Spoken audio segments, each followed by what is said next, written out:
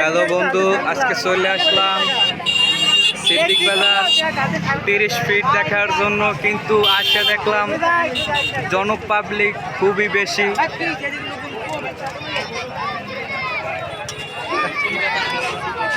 মানে এত মানুষজন এই জায়গায় হয় যা ধারণার বাইরে।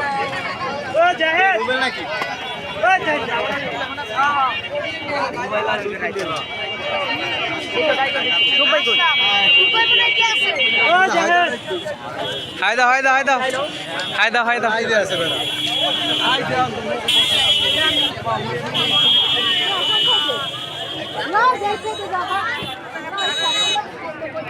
এই যে সাইম